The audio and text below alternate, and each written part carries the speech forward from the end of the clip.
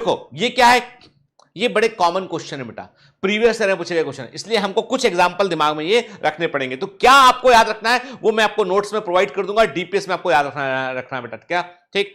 फिर simple layering, आपने क्या किया, पेड़ का एक तने का एक हिस्सा जमीन के अंदर आपने गड़ा दिया आपने उसको, अब क्या देखा आपने देखा कि वो जो कटा हुआ हिस्सा है उससे धीमे धीमे रूट निकल, ये जो हिस्सा अंदर जमीन के अंदर आपने लगाया ना, इससे धीमे धीमे क्या होगा बेटा, इससे धीमे धीमे से जो है वो जड़ें आने लगेंगे ऐसे इसमें, ठीक है।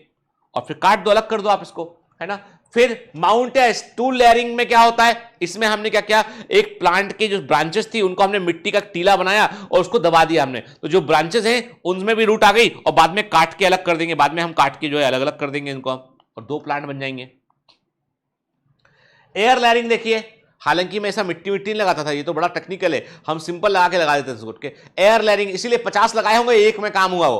तो एयर लेयरिंग में क्या किया, हमने एक हिस्सा काटा, काटने के बाद हमने वहां पे क्या किया, बर्ड को रखा हमने देखो यहाँ पे क्या किया, देखो वो जो मैंने किया वो एक डिफरेंट प्रोसेस था, अभी यहाँ पे हम एयर लेयरिंग का ही वो टाइप था। यहाँ पे क्या देख रहे हैं, हमने क्या किया, हमने यहाँ पे जो एक हिस्सा काटा, यहाँ पे हमने एक हिस्सा निकाल दिया रिंग के शेप में हमने, और वहां पे मिट्टी लगा दिया, जहां कटा हिस्सा था वहां से रूट निकलने लगी, फिर बाद में फाइनली काट के दो अलग अलग प्लांट तैयार कर दिए हमने इसके, ठीक है ना। लेयरिंग का मतलब क्या, the stem of a plant is bend down until it touches the soil, तने के स्टेम को हमने क्या किया, इतना नीचे कर दिया हमने, इसको नीचे झुकाया हमने कि जमीन को टच कर ले और जमीन के अंदर उसको हमने दबा दिया, ठीक है। तो उसमें कुछ समय बाद रूट बन जाएंगी और काटने के बाद हमें एक नया प्लांट हमको मिल जाएगा।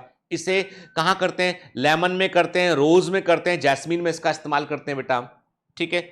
फिर एयर लेयरिंग, देखो बताया था मैंने आपको कि एयर लेयरिंग में एक स्लांटिंग कट लगाते हैं स्टेम में, और इसको जो है वो हम क्या करते हैं, इसको जो है दोनों हिस्सों को हम टूथपिक की हेल्प से अलग अलग कर देते हैं और मॉस या प्लास्टिक को इसमें लपेट देते हैं जब तक कि इसमें रूट ग्रो ना कर जाए। तो इससे क्या होता है, इससे जो है वो एक प्लांट जो है वो फाइनली बाद में काट के दो अलग अलग प्लांट हम तैयार कर सकते हैं। आगे ये रूट बन जाएगा, यहाँ पे काट दोगे इसको तो इसको एक नए प्लांट के रूप में कहीं पर लगा दीजिए आप, ये कर सकते हैं आप, ठीक है, ठीक है।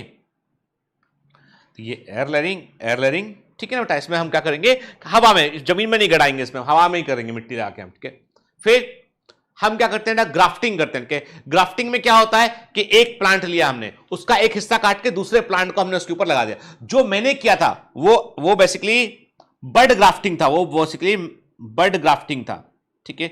जो मैंने किया था ना, जो बर्ड को काट के लगा दिया, वो बर्ड ग्राफ्टिंग था। यहां पे क्या कर रहे हैं, हमने एक प्लांट को लिया हमने और हमने उसका तना लिया हमने उसका, और एक दूसरे प्लांट का हमने ऊपरी हिस्सा लिया। तो याद रखिए, जो जिसकी रूट होगी, जो गमले में लगा है जिसकी रूट प्रेजेंट है, उसे स्टॉक बोला हमने, और ऊपर वाले को स्कियोन बोला हमने, के तो स्कियोन और स्टॉक को आपस में जोड़ देंगे और ये ग्राफ्टिंग करना बोलते हैं इसको। तो ग्राफ्ट को दोनों हिस्से जुड़ जाएंगे, यहाँ पे हमने क्या किया, दोनों को बांध दिया, यहाँ पे दोनों जुड़ जाएंगे और फाइनली क्या होगा कि किसी और प्लांट की रूट है, किसी दूसरे प्लांट का ऊपरी भाग है, और ये इसे बोलेंगे हम ग्राफ्टिंग करना बोलेंगे हम, ठीक है ना।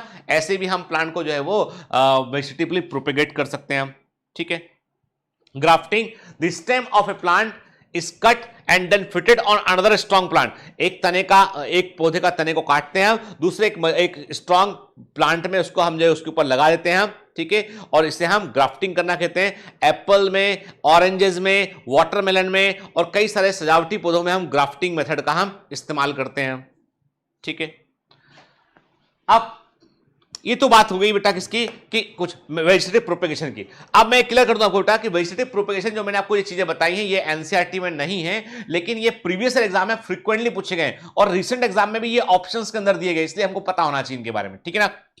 अभी हमारा पूरा फोकस है इस पर, सेक्सुअल रिप्रोडक्शन पे। आप देख रहे हो कि एक ओवम है, उसमें स्पर्म आ रहे हैं और स्पर्म आके उस पर टच कर रहे हैं। तो याद रखिएगा, स्पर्म जो है, एक ओवम को एक ही स्पर्म फर्टिलाइज कर पाता है।